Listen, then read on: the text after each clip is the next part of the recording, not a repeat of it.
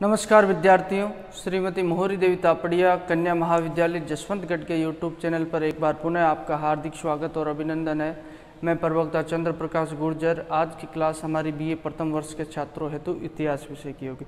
इतिहास विषय के दौरान जो निरंतर शुंग काल के बारे में पढ़ रहे हैं, शुंग काल के शासक पुष्यमित्र शुंग के जो शासनकाल की महत्वपूर्ण घटनाओं का हम जिक्र करें कि हमने देखा किस तरीके से मौर्य वंश के अंतिम शासक वृद्धरथ की हत्या करके पुष्यमित्र शुंग के द्वारा जो शुंग वंश की क्या कर दी जाती, स्थापना कर दी जाती है। अब पुष्यमित्र शुंग के शासनकाल से संबंधित 184-85 ईस्वी में इसके द्वारा क्या की जाती है, शुंग वंश की स्थापना की जाती है। पुराणों के अनुसार 36 वर्षों तक इसके द्वारा क्या किया जाता है, शासन किया जाता है। अब इसके शासनकाल के बारे में ज़्यादा जानकारी हमें प्राप्त नहीं होती, कुछ एक साहित्यिक स्रोतों से हमें इसके शासनकाल के बारे में जानकारी प्राप्त होती है। और इसके शासनकाल में 3 महत्वपूर्ण घटनाएं घटित होती है। एक तो विदर्भ का युद्ध होता है, ठीक है, और उसके पश्चात यवनों का, विदेशियों का आक्रमण भारत पर होता है। और उसके अलावा तीसरी महत्वपूर्ण घटनाएं इसके द्वारा अश्वमेध यज्ञों का आयोजन किया जाता है, जिसके तहत हमने विदर्भ के युद्ध के बारे में पिछली क्लास में चर्चा की। विदर्भ का शासक जो यज्ञसेन होता है और उसका भाई माधवसेन होता है, जो पुष्यमित्र शुंग के पुत्र अग्निमित्र का जो परम मित्र होता है, परम दोस्त होता है। जब माधवसेन और उसकी बहन मालविका को यज्ञसेन के द्वारा बंदी बना लिया जाता है, तो उसी दौरान जो अग्निमित्र के द्वारा जो अपने सेनापति वीरसेन को भेजा जाता है और वीरसेन के द्वारा क्या कर दिया जाता है, जो विदर्भ के शासक यज्ञसेन को पराजित कर दिया जाता है। यज्ञसेन का जो साला था वह भी जो अंतिम मौर्य सम्राट वृद्धरथ का क्या था, सचिव मंत्री था, जिसे पुष्यमित्र शुंग के द्वारा क्या कर लिया गया था, बंदी बना लिया गया था। और इस तरीके से विदर्भ के युद्ध में अग्निमित्र के द्वारा अपने सेनापति वीरसेन को भेजकर यज्ञसेन को पराजित करते हुए विदर्भ को 2 भागों में विभाजित कर दिया जाता है, जिनके वर्धा नदी जो सीमा इनकी जो निर्धारित कर दी जाती है। अब दूसरी महत्वपूर्ण घटना है यवनों का आक्रमण। यवन किसे कहते हैं? बैक्ट्रियन ग्रीक, यानी कि जो यूरोपीय शासक। यवन बोले तो यूरोपीय शासक। यवन प्रिया होती है ना, जो काली मिर्च को यानी यूरोपीय लोगों की प्रिय होती है, उसे यवन प्रिया कहा जाता है संस्कृत में अगर बात की जाए तो। उसी दौरान जो यवनों का जो विदेशी सिकंदर जो था ना, यूनानी शासक, उन यवनों का आक्रमण इसके समय होता है। किसके समय? पुष्यमित्र शुंग के समय। ये इसके शासनकाल की महत्वपूर्ण घटना उनमें से एक होती है। जैसा कि हमने देखा चंद्रगुप्त मौर्य के समय में भी यहाँ पे यवनों का शासन था। उससे पहले जो सिकंदर का आक्रमण हुआ था, उसके अलावा जो चंद्रगुप्त के समय सेल्यूकस का जो आक्रमण होता है, तो उसी दौरान यवनों का शासन वर्तमान समय में देखोगे ईरान तक के क्षेत्र तक, अफगानिस्तान तक के क्षेत्र तक फैला हुआ था।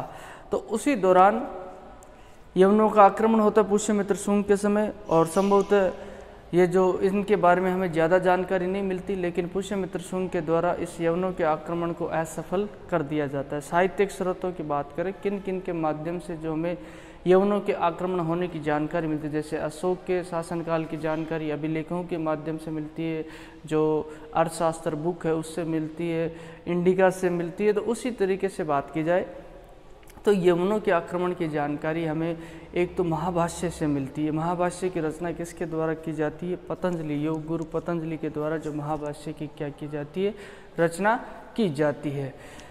उसके माध्यम से हमें जानकारी मिलती है कि यवनों के द्वारा आक्रमण किया गया था। उसके अलावा बात की जाए तो जो मालविका अग्निमित्र नाटक है, जिसकी रचना किसके द्वारा की जाती है? कालिदास के द्वारा की जाती है। उससे हमें जानकारी मिलती है कि पुष्यमित्र शुंग के समय क्या होता है, जो यवनों का आक्रमण होता है। और उसके अलावा बात की जाए तो जो गार्गी संहिता है, गार्गी संहिता से हमें जो यवनों के आक्रमण की जानकारी प्राप्त होती है।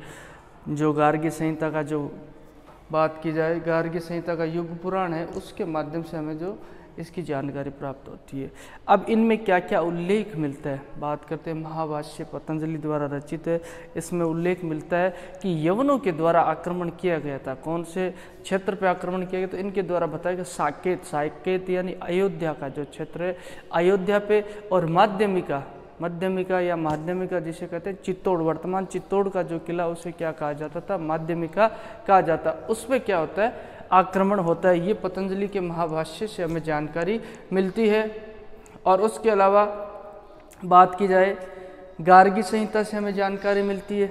गार्गी संहिता से जानकारी मिलती है कि यवनों का आक्रमण, स्पष्ट संकेत मिलते हैं उसके, स्पष्ट नहीं तो संकेतों से जानकारी मिलती है कि यवनों का आक्रमण है जो साकेत यानी कि अयोध्या पे हुआ था। माध्यमिका यानी कि चित्तौड़, राजस्थान का जो चित्तौड़ किला है उसको कहते हैं माध्यमिका। उस समय चित्तौड़ राज्य को मथुरा पे, पांचाल पे और पाटलिपुत्र पर क्या होता है, जो यवनों का यानी आक्रमण होता है। अब इन यवनों का नेता कौन था, स्पष्ट जानकारी हमें नहीं मिल पाती है। इतिहासकारों और विद्वानों में भी हमें मतभेद देखने को मिलता है। कई इतिहासकारों विद्वानों के द्वारा तो माना जाता है कि सिर्फ डेमोट्रियस के द्वारा आक्रमण किया गया था, कई का मानना है कि मेनांडर के द्वारा, कई का मानना है कि दोनों का संयुक्त रूप से आक्रमण होता है। डेमोट्रियस का क्या होता है, जो सेनापति कौन होता है, मेनांडर होता है, ये मानना है। लेकिन इस बात को लेकर जो इतिहासकारों और विद्वानों में काफ़ी मतभेद हमें देखने को मिलते हैं। संभवतः इन दोनों नेताओं के द्वारा ही जो क्या किया जाता है, पुष्यमित्र शुंग के समय आक्रमण किया जाता है और उस आक्रमण को जो विफल कर दिया जाता है किसके द्वारा, पुष्यमित्र शुंग के द्वारा। अब मालविका अग्निमित्र जो नाटक है उसमें हमें अलग ही जानकारी प्राप्त होती है यवन नेताओं के बारे में और पुष्यमित्र शुंग के समय जो आक्रमण की जानकारी है। तो उसमें हमें जानकारी मिलती है कि शुंग शासक पुष्यमित्र शुंग के द्वारा क्या करवाया जाता है, अश्वमेध यज्ञ करवाया जाता है, उस यज्ञ का आयोजन करवाया जाता है। और इस यज्ञ के आयोजन के तहत वो जो परंपरा रहती है वो भी आप भली भांति जानते हो, पहले भी हमने जिक्र कर रखा है। अश्वमेध यज्ञ के दौरान जो एक घोड़े को छोड़ा जाता है, जहाँ तक जिन क्षेत्रों तक घोड़ा जाता है और उसके पीछे जो राजकीय सेना रहती है और जहाँ जहाँ तक जाता है वहाँ तक का एरिया जो किसका माना जाता है, शासक का माना जाता है, राजा का माना जाता है। अगर कोई व्यक्ति उस घोड़े को रोकता है तो उसे क्या करना होता है, युद्ध करना पड़ता है। तो उसी दौरान जो अश्वमेध यज्ञ का आयोजन जो करवाया जाता है पुष्यमित्र शुंग के द्वारा, तो अपने पुत्र वसुमित्र, इसका पुत्र होता है किसका, पुष्यमित्र शुंग का। पुष्यमित्र शुंग का लड़का कौन होता है, अग्निमित्र होता है। अग्निमित्र का लड़का होता है वसुमित्र। अब इस पौत्र के नेतृत्व में उसके द्वारा जो अश्वमेध यज्ञ का जो घोड़ा छोड़ा जाता है, ये घोड़ा क्या करता है, चलते चलते कहाँ तक चला जाता है, यवन देशों तक बात की जाए, सिंधु नदी के आसपास चला जाता है। तो वहाँ पे क्या किया जाता है, यवन शासकों के द्वारा उसे पकड़ लिया जाता है और उस घोड़े को छुड़ाने, यानी कि जो प्रथा रहती है अश्वमेध यज्ञ के दौरान, जो कोई भी घोड़े को रोकेगा, जो कोई भी शासक, उसे क्या करना होगा, युद्ध करना होगा। तो जब इस घोड़े को रोक लिया जाता है तो वसुमित्र के द्वारा क्या किया जाता है, इन दोनों पक्षों में जो सिंधु नदी है यहाँ के एक किनारे पे जो भीषण युद्ध होता है और इस युद्ध में जो वसुमित्र के द्वारा क्या कर दिया जाता है, जो इन यवनों को पराजित कर दिया जाता है। अब इसकी जानकारी मिलती है। और वहीं मालविका अग्निमित्र में एक बात बताई गई है कि जो वसुमित्र की माता होती है वो काफ़ी चिंतित होती है, क्योंकि वसुमित्र जब यवनों से युद्ध लड़ रहा होता है तो उसकी कुशल क्षेम को लेकर उसकी माता काफ़ी व्यथित और चिंतित हो जाती है। माता का नाम धरणी हमें देखने को मिलता है। इसकी माता धरणी काफ़ी चिंतित होती है। इसका उल्लेख भी हमें जो मालविका अग्निमित्र जो नाटक में प्राप्त होता है। तो इस तरीके से यवनों का जो आक्रमण होता है। और उसी दौरान बात की जाए, पुष्यमित्र शुंग के समय यवनों ने भारत पर आक्रमण किया और उन्हें परास्त होना पड़ता है। पुष्यमित्र शुंग के द्वारा यवनों को पराजित कर दिया। अब दूसरी घटना, महत्वपूर्ण घटना अगर बात की जाए उसका जिक्र करेंगे अश्वमेध यज्ञ। अश्वमेध यज्ञ के बारे में मैंने बताया किस तरीके से आयोजन होता है, जिसके तहत हमने वैदिक काल के तहत भी पढ़ा था। इसको बात की जाए, इस यज्ञ का आयोजन करवाया जाता है। इस यज्ञ के दौरान हमने देखा किस तरीके से जो एक घोड़े को छोड़ा जाता है, लास्ट में जो उसी घोड़े की बलि देने की प्रथा होती है।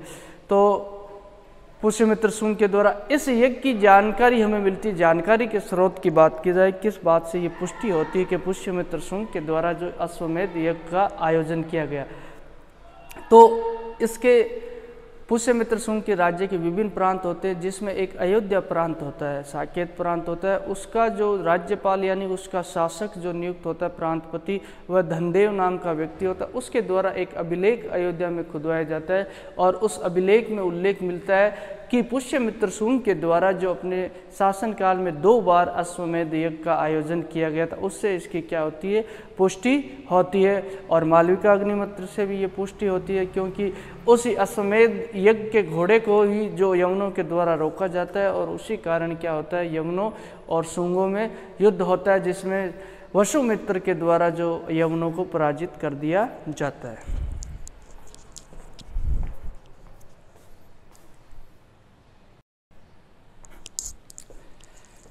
तो विद्यार्थियों, आज की क्लास में हमने जो पुष्यमित्र शुंग है, शुंग शासक जिसके द्वारा शुंग वंश की स्थापना की जाती है, उसके शासनकाल की महत्वपूर्ण घटनाओं का जिक्र किया, जिसके तहत पिछली क्लास में 3 महत्वपूर्ण घटनाएं इसके शासनकाल की हमने बताई। एक तो विदर्भ का युद्ध होता है, और दूसरी क्या होती है, जो यवनों का आक्रमण होता है, और तीसरी महत्वपूर्ण घटना इसके शासनकाल के दौरान अगर बात की जाए तो अश्वमेध यज्ञ का आयोजन होता है, जिसके तहत हमने देखा आज यवनों के युद्ध, यवन युद्ध, बैक्ट्रियन ग्रीक जिन्हें कहते हैं, जो यूरोपीय शासक है, उनका जो आक्रमण होता है बात की जाए, और अश्वमेध यज्ञ का है। तो इसकी जानकारी हमें जिन स्रोतों से मिलती है, तत्कालीन साहित्यिक रचनाओं की अगर बात की जाए तो महाभाष्य जो पतंजलि द्वारा रचित है उससे जानकारी मिलती है, गार्गी संहिता से हमें क्या मिलती है, जानकारी मिलती है, और मालविका अग्निमित्र जो नाटक होता है, जो किसके द्वारा रचित होता है, कालिदास की रचना होती है, उसके माध्यम से हमें जो इसकी जानकारी मिलती है कि यवनों और शुंगों के मध्य क्या होता है,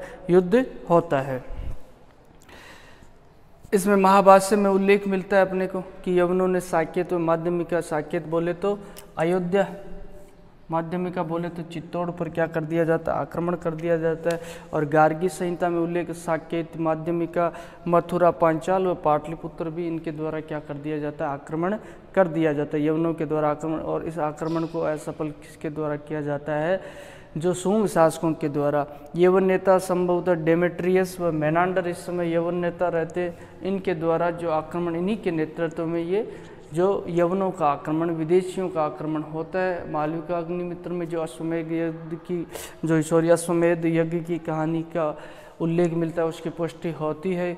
उसी समय हम देखेंगे किस तरीके से वसुमित्र के द्वारा जो उस घोड़े की अगुवाई करते हुए जो यवनों के द्वारा अश्वमेध यज्ञ के घोड़े को पकड़ लिया जाता है, और उसी दौरान इनके मध्य क्या होता है, भीषण युद्ध होता है, और उस युद्ध में वसुमित्र के द्वारा इन्हें क्या कर दिया जाता है, यवनों को पराजित कर दिया जाता है। तो इनके माध्यम से जो हमें ये इस बात की पुष्टि होती है कि शुंग शासनकाल के दौरान यवनों का आक्रमण होता है, और उसी दौरान अश्वमेध यज्ञ का आयोजन मालविका अग्निमित्र से भी पुष्टि होती है। उसके अलावा जो अयोध्या का राज्यपाल होता है, अयोध्या प्रांत का शासक जिसके द्वारा नियुक्त किया जाता है, पुष्यमित्र शुंग जो धनदेव को करता है, उसके द्वारा एक अभिलेख खुदवाया गया है अयोध्या में।